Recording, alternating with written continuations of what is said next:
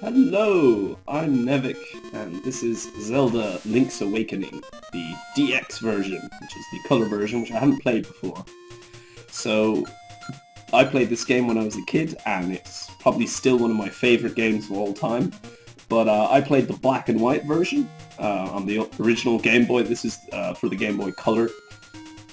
So there's a couple of minor changes as well as actual color.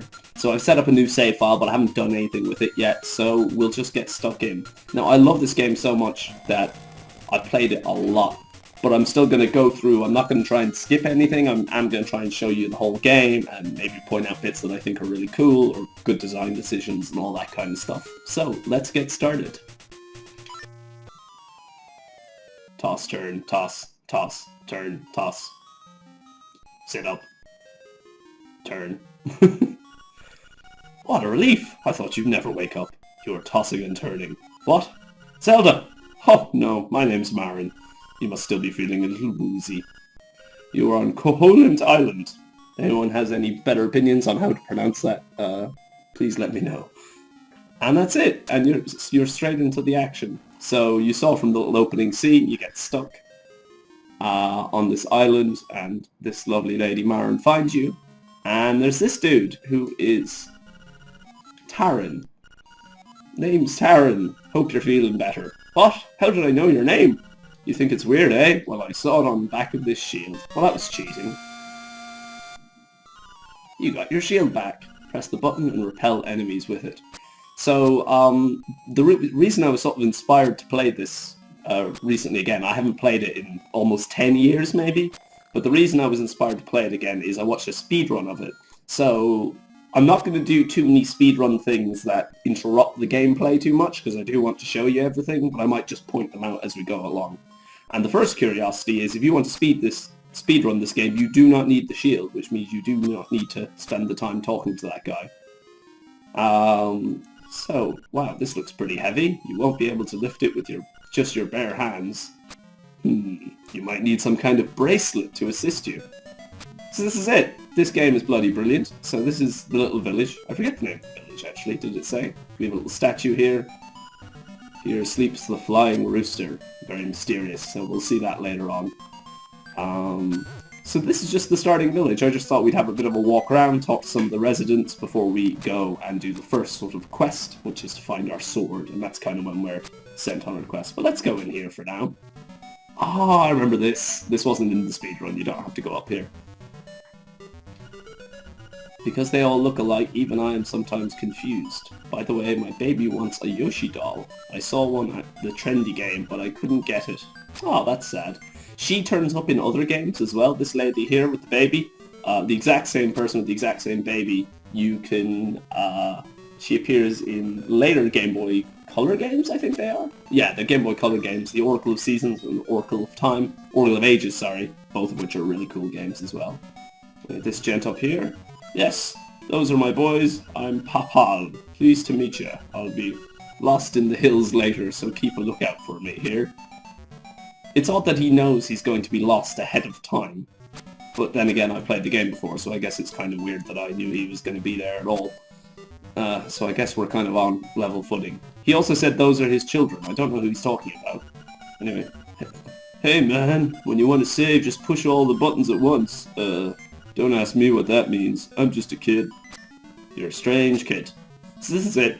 So you'll notice that we're kind of hemmed in here.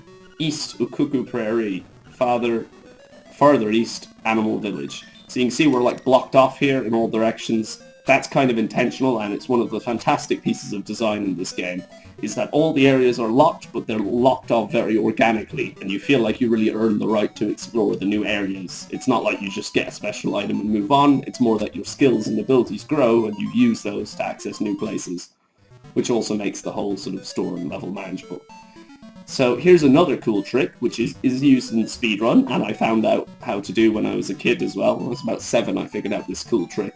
I'll do it with a little cheap item. You can see there's an expensive shovel here. I don't want to cheat, really, but you can. Basically, if I were to pick up this hearts and face this guy this way, if I try to leave the store, he's like, hey, you, stop, you gotta pay, put it back. And you're like, alright, fair enough, fair enough. But if I look at him this way for a little while, leave him facing, and then just, oh no, he won't do it. Come on. Don't be shy. Oh, he won't do it today. Basically, I might show you that a little later on, so I don't want to waste too much time on this. But basically, you can face this direction for a while, and he'll stay facing that direction, and you can actually escape from the store. And that has a couple of humorous impacts on the game later on, so you'll see that later on. So that's it. I won't go to all these buildings. I'll sort of spread them out. We'll go on an adventure for now. There's another little, that's like a little game shop. That's where we get the Yoshi doll, the mother's child wanted up there. And there's a dog thing. There's this little house here. There's a couple other houses, but I tell you what, we'll head off for now. We'll talk to these people later, because I don't want to spend too much time on this area. I do want to get some adventuring in. So we're going to head down here now. And one of the pieces of advice they give you is to go to the library. So if you go to that little phone booth there, there's a little man on the other end, and he kind of helps you to keep on the straight and narrow. So if we go up to one of these, they're little books. Selecting the item that's right for you. Read this book. Go on. We'll just do quickly. So yeah, so that's just like basic instructions. So you go to the library and it just teaches you how to play the game, basically. So I won't go through all these. Most of these are just that. Auto map and memo guidebook. No, we won't read that. I think there's a couple that are more like the lore and things, so I'll read them. The Whirling Blade, I'll tell you about that later on. How to handle your shield like a pro. We're alright with that, because I've played the game. There's this weird thing up here, which I do not remember being in the non-Game Boy Color version. So like I said, this is Link's Awakening DX, the Game Boy Color version. This is the first difference I've noticed. It's almost like a floating book. Now we'll be able to jump later on, so I don't know if we'll be able to jump up to that. So I don't really understand that at all, but we'll see, we'll see. Fun with bombs. Read this book? No, because we don't have bombs. The properties of warp holes. No, I'll leave that as a surprise. Atlas of Koholint Island. Let's have a quick peek at this. You can move the cursor and look up the name of a place. Do you want to look at this map? Oh, hang on 1 minute. My screen might be changing a slightly odd color. I don't know if that'll appear on the recording. But there we go. Just get rid of that. That's just something to protect my eyes.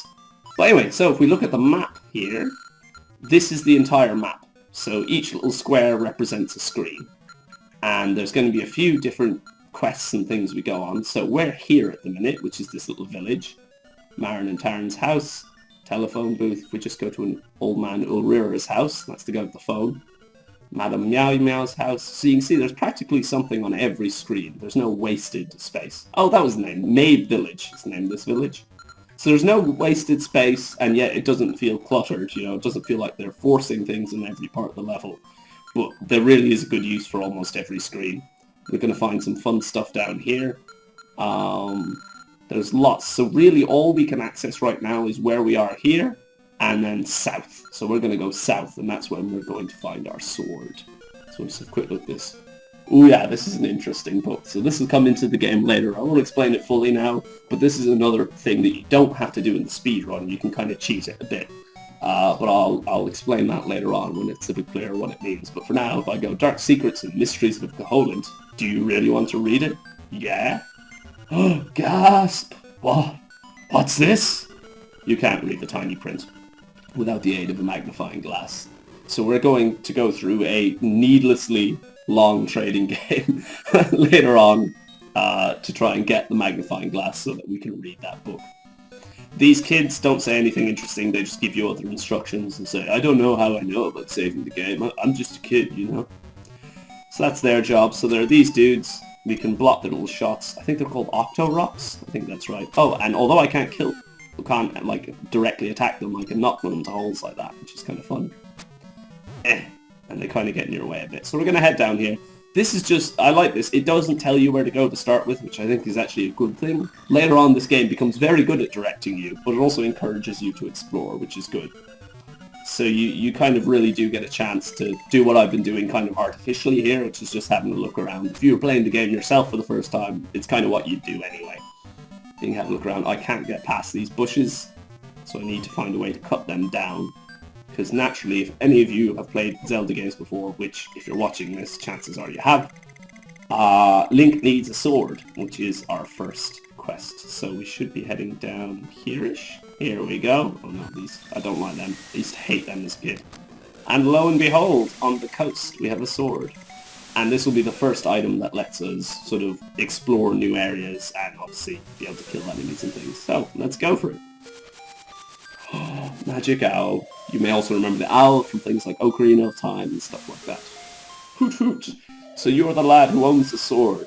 Now I understand why the monsters are starting to act so violently. A courageous lad has come to wake the windfish. I didn't know I was going to do that, but okay. They said that you cannot leave the island unless you wake the windfish. You should now go north to the mysterious forest. I will wait for you there. Hoot. So basically we decide to trust this owl for no adequately explored reason. He tells us what to do. I remember when I was a kid I was really suspicious of him. I was like, oh, is he going to be a bad guy? Or is, like, when we try and wake the windfish, is he going to try and stop us? Or does he want us to wake the windfish for some bad reason? I won't tell you whether I'm right or wrong, but I just remember thinking that when I was a kid and being very suspicious. So now you can see we can do some stuff. We can slash.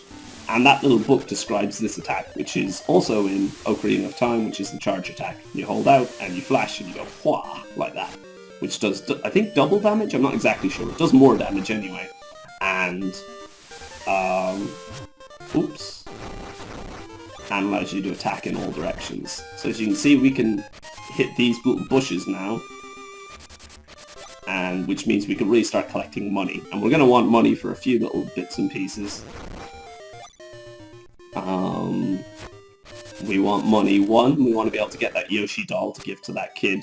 We have to, like, win that as a prize. So we're going to get money for that, and we buy things from the shop and all that jazz. So, who's this guy? Welcome to Sale's House of Bananas. I'm Sale. Sale? Saul? This is my house. Actually, my hobby is collecting rare and unusual canned food. My brother is an artist, so I guess strange hobbies run the family. I don't know why I'm doing like a really terrible New Orleans accent, because he's a crocodile. I don't know why it makes me think of that. Anyway, he has bananas and he's looking for rare canned food, which is just a weird combination of things. This guy, who drove me mental when I was a kid also, and earlier yesterday actually it was, I was testing to make sure my recording was okay and everything. And you can't kill this monkey, at least not with my current tools, so that's a bit frustrating. And there's this lovely seaside place here, and we'll be coming back here later for a little chat with Marin. We'll have a little bit of an introspective chat about the nature of reality and things. That's another thing I like about this game. The story isn't, you know, anything to go crazy over, but it's a little more interesting than some of the Zelda games, because you're not rescuing Zelda, it's more of your own sort of internal journey, and this sort of thing of waking the windfish is sort of, you'll see later, it kind of is sort of maybe a kind of a slightly metaphorical thing for willingly living in your own sort of little fantasy world, which is exactly what you're doing when you play this game, so it's kind of cool. Anyway, for now, we'll take Mr. Owl's advice and we'll head north up to Guardian Acorn. That just reduces the damage, and yet you have to read the writing every time, which is a bit annoying. But anyway, doesn't really make a difference for now. So we're going to go up to the mysterious forest. Now, I'm not sure if we're going to be able to complete the quest in the mysterious forest just yet. I forget. We need another item, which is the magic dust, the magic powder. And I can't remember whether you can actually get that in the forest, or whether you actually have to buy it outside of the forest, so we'll see. Whoops. That's fine, thank you, child. I didn't actually want to talk to you. Okie dokie. Oof. Yeah, sorry, I don't know why that's happening. You may notice just occasionally the sound goes a bit dodgy, just kind of like screeches a bit. Sorry about that. I tried to set everything up nicely, but I couldn't seem to resolve that. But anyway, we got our first heart piece, another staple of Zelda. You get 4 pieces of heart, and you'll get a new heart, like we have on the bottom right there. So, before we go exploring, we have 10 rupees, which means we have a shot at being able to get an item from in here. So this is a special shop. It's more of like a little game place. And you might have seen variations on this before. So there's a couple of items of interest in here. So we're basically going to play the grabber machine, like those things that rob your money. Bit of a bizarre fact though, although I've never seen anyone else ever win from those grabber machines, you know, the ones where you grab the little teddy, my brother used to be a champion of it. He got maybe 10 or more of them when we were a kid, and we just have like this little shelf and it's just lined with things that are his. So he kind of had it down, and he noticed like the difference of the chances of you winning before or after they tightened the screw. Like if you waited until they tightened the screw, you'd have a better chance and so on. At least I think it was that way around. But anyway, you know, they had to go in and like do maintenance on it, and he knew all the ins and outs, which is kind of cool. So let's give this a go. We'll go for the Yoshi doll because we want to help the kid. We're also going to want that weird little satchel thing because that is magic powder. But I think there's another way to get magic powder, so we'll try that after. Hey, we did it! Nice one. So even though it's been 10 years since I played this game, I might be wrong, but I think I remember the exact mechanic of exactly where you have to wait and press the button to get all the items. So we could test that a little later on. Obviously it's going to be a bit harder with the ones that are rotating around the place. But anyway, we have a Yoshi doll, which is nice. So let's go up and give that to the little babby. If you need to farm money, this is the best place to do it. You can just do this, do a few spins. This bit always reminded me of Harvest Moon. Oh my god, I totally forgot about these. Because these weren't in the speedrun either, because you don't collect the level 2 sword. So you found a secret seashell. If you can collect a lot of these, something good is bound to happen.